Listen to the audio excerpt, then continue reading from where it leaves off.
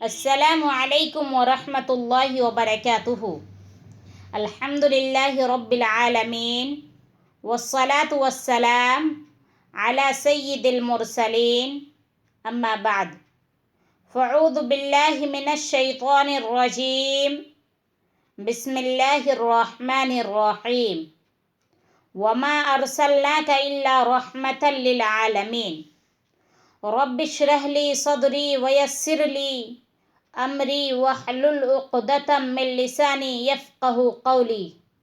اللہم رب زدنی علما ورزقنی فہما، سبحانک لا علم لنا الا ما علمتنا انک انت العلیم الحکیم۔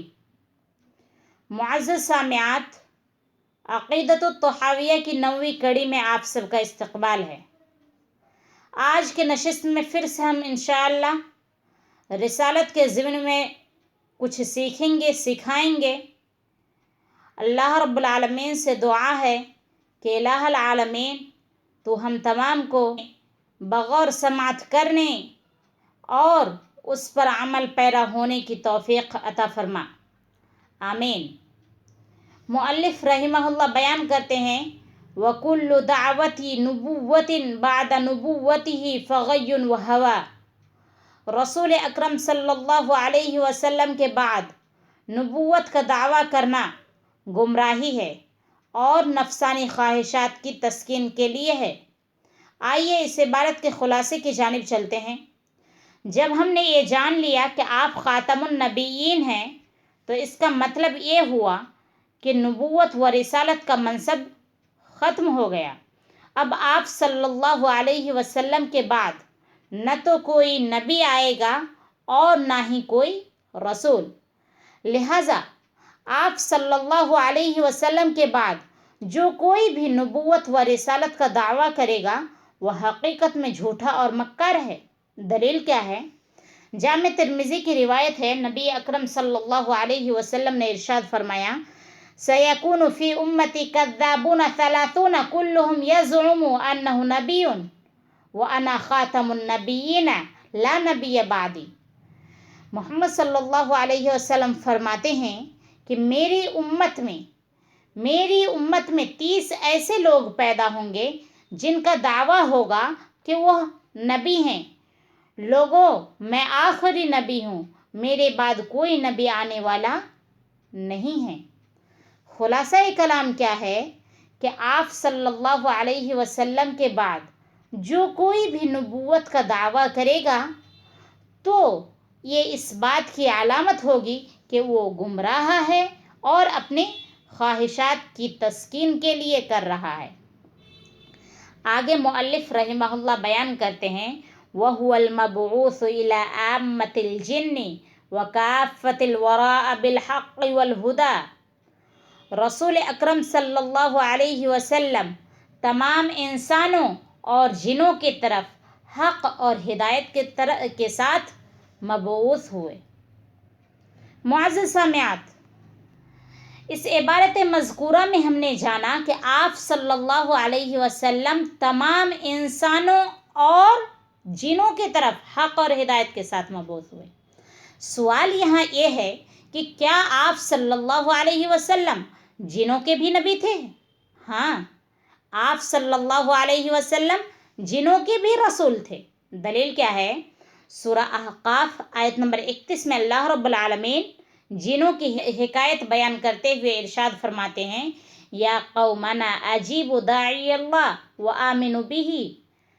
اے قوم، اللہ کی طرف بلانے والے کی بات قبول کرو اور ایمان لے آؤ۔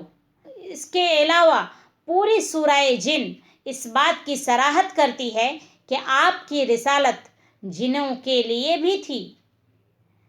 معزز سامعات، آپ کی بعثت تمام انسانوں کو شامل ہے، یعنی آپ تمام انسانوں کی طرف رحمت للعالمین بنا کر بھیجے گئے۔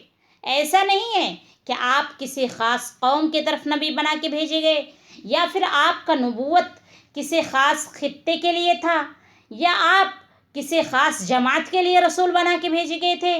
ایسا بالکل نہیں تھا، بلکہ آپ صلی اللہ علیہ وسلم رحمت للعالمین تھے۔ آپ صلی اللہ علیہ وسلم کی امتیازی خصوصیت یہ ہے کہ آپ پوری انسانیت کی طرف رسول بنا کر بھیجے گئے۔ دلیل کیا ہے؟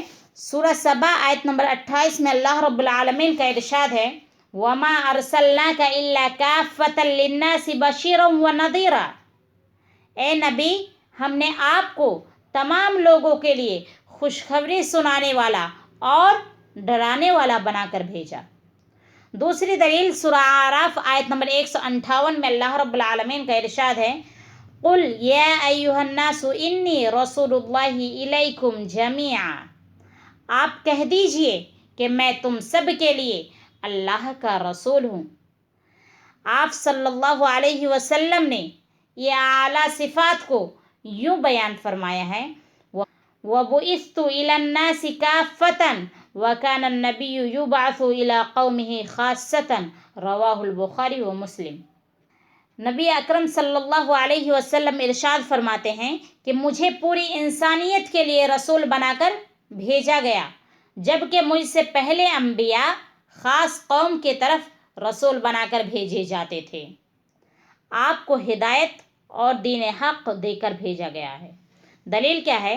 سورہ صف آیت نمبر 9 میں اللہ رب العالمین کا ارشاد ہے هُوَ الَّذِي أَرْسَلَ رَسُولَهُ بِالْهُدَى وَدِينِ الْحَقِّ، اسی اللہ نے اپنے رسول کو ہدایت اور سچا دین دے کر بھیجا ہے۔ معلوم ہوا کہ آپ کی رسالت پوری دنیا کے لیے ہے۔ آپ رحمت للعالمین ہیں، آپ رسول برحق ہیں، آپ کو دی جانے والی کتاب سچائی پر مبنی ہے، یہی دین حق ہے، بقیہ سبھی ادیان باطل اور من گھڑت ہے۔ آگے مؤلف رحمہ اللہ بیان کرتے ہیں وَإِنَّ الْقُرْآنَ كَلَامُ اللَّهِ تَعَالَى مِنْهُ بَدَا بِلَا كَيْفِيَةٍ قَوْلًا وَأَنزَلَهُ عَلَى نَبِيِّهِ وَحْيًا وَصَدَّقَهُ الْمُؤْمِنِينَ عَلَى ذَلِكَ حَقًّا وَأَيْقَنُوا أَنَّهُ كَلَامُ اللَّهِ تَعَالَى بِالْحَقِيقَةِ وَلَيْسَ بِمَخْلُوقٍ كَكَلَامِ الْبَرِيَّةِ فَمَنْ سَمِعَهُ وَزَعَمَ أَنَّهُ كَلَامُ الْبَشَرِ فَقَدْ كَفَرَ وَقَدْ ذَمَّهُ اللَّهُ تَعَالَى وَعَابَهُ وَأَوْعَدَهُ عَذَابَهُ حيث قال تعالى سأصليه سقر فلما أوعد الله سقر لمن قال إن هذا إلا قول البشر علمنا أنه كلام الخالق البشري ولا يشبه قول البشر۔ آئیے اس عبارت کا ترجمہ جانتے ہیں۔ بلا شبہ قرآن مجید اللہ کا کلام ہے۔ قرآن مجید ایک ایسا قول ہے جس کا اللہ سے ظہور ہوا ہے۔ ہم اس کی کیفیت نہیں جانتے۔ اس کو اللہ نے اپنے رسول پر بطور وحی نازل فرمایا ہے۔ ایمان والوں نے اس کے حق ہونے کی تصدیق کی ہے اور اس یقین کا اظہار کیا ہے کہ وہ حقیقت میں اللہ کا کلام ہے، انسان کے کلام کی طرح مخلوق نہیں ہے۔ جس شخص نے قرآن کو سنا اور اسے انسانی کلام کہا وہ کافر ہے۔ اللہ نے اس کی مذمت بیان کی ہے، اسے عیب والا کہا ہے اور اسے جہنم کے عذاب کی دھمکی بھی دی ہے، جیسا کہ اللہ رب العالمین کا ارشاد ہے سأصلیہ سقر، ہم اس کو لازماً دوزخ میں ڈالیں گے۔ اللہ نے دوزخ میں ڈالنے کی دھمکی ایسے شخص کو دیا ہے جنہوں نے کہا ان ھذا الا قول البشر، کہ یہ قرآن یقیناً انسان کا کلام ہے۔ تو ہمارا اس بات پر ایمان و یقین ہے کہ انسان کے پالن ہار پیدا کرنے والا کا کلام ہے، یہاں تک کہ یہ کلام انسان کی باتوں کے مشابہ بھی نہیں ہے۔ اسلام کی شیدائیوں، آئیے ہم بہت ہی اختصار سے جانتے ہیں کہ قرآن مجید کیا ہے اور اس کے پڑھنے کی فضیلت کیا ہے۔ قرآن کا معنی ہے کثرت سے پڑھی جانے والی کتاب یا ثواب کی امید سے بطور عبادت تلاوت کی جانے والی کتاب۔ اللہ رب العالمین نے جبریل علیہ السلام کے ذریعے آپ صلی اللہ علیہ وسلم پر جو کتاب نازل کی اس کتاب کا نام ہے قرآن مجید، اور اس کتاب کی پڑھنے کی فضیلت یہ ہے کہ جو شخص اس کتاب کی ایک حرف کو پڑھتا ہے تو اس کو 10 نیکیاں ملتی ہے۔ اس کتاب پر پوری امت کا اجماع ہے کہ تواتر کے ساتھ منقول ہوئی ہے۔ اس کتاب کی چھوٹی سی چھوٹی آیت اپنے اندر چیلنج رکھتا ہے۔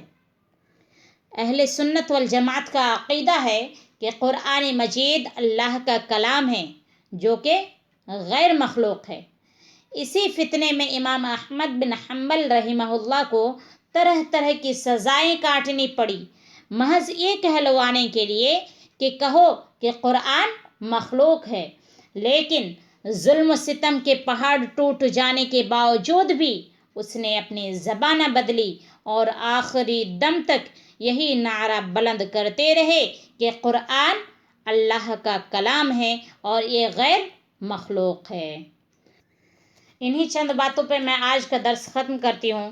اللہ رب العالمین سے دعا کرتی ہوں کہ الہ العالمین ہم سبھی کو اہل سنت والجماعت کے عقائد کو سمجھنے اور اسے اپنے دلوں میں زینت دینے کی توفیق عطا فرما، آمین۔ سبحان ربک رب العزت عما یصفون وسلام علی المرسلین والحمد للہ رب العالمین وصلی اللہ علی نبینا محمد وسلم والسلام